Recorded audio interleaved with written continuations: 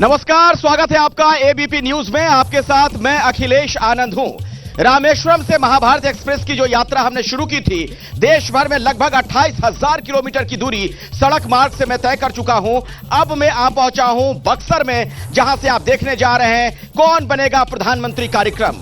कौन बनेगा प्रधानमंत्री कार्यक्रम यानी कि चुनाव का सबसे भरोसेमंद शो।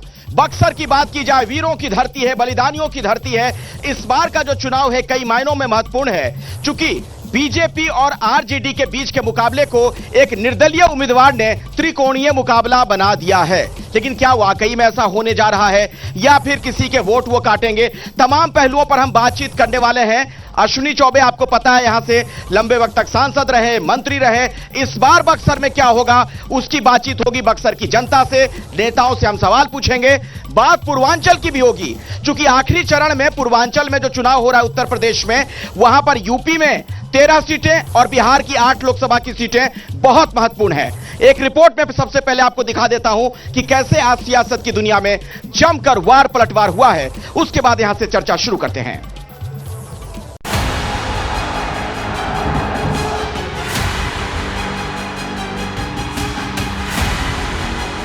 लेकिन बिहार को ठेंगा मिलेगा और गुजरात को सब कुछ मिलेगा, ऐसे नहीं होगा।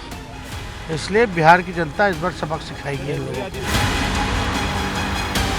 जिन लोगों से मटन पार्टी की चिंता है, जो बिहार में आते हैं और बिहारियों की बात कम और कौन किसको कब मटन खिलाएगा इस बात की चिंता करेंगे, तो उन लोगों की समझ में ये योजनाएं आएंगी नहीं।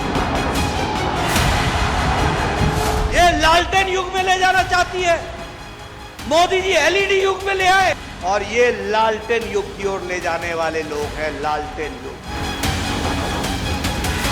प्रधानमंत्री का एक पसंदीदा सब्जेक्ट है।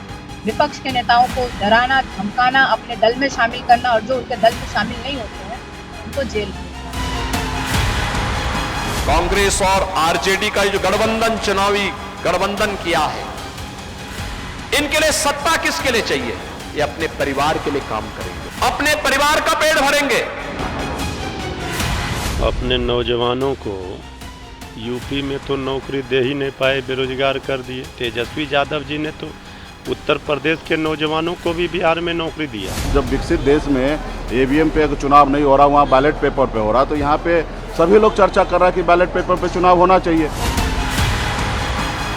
ईवीएम खराब था, इसलिए हम चुनाव हार गए। इन्होंने तय कर लिया है कि हार का ठीकरा ईवीएम पर फोड़ना है।